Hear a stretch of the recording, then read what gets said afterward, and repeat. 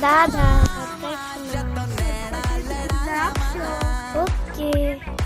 तर मी सगळ्यात पहिली एक वाटी घेतली आहे. तर ना मी त्याच्यामध्ये ग्रेप्स ॲड केलेले आहे. ग्रेप्स मी छान असे धुवून घेतलेले आहे.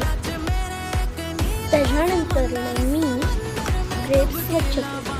त्याच्यानंतर मी मीठ घेतलं.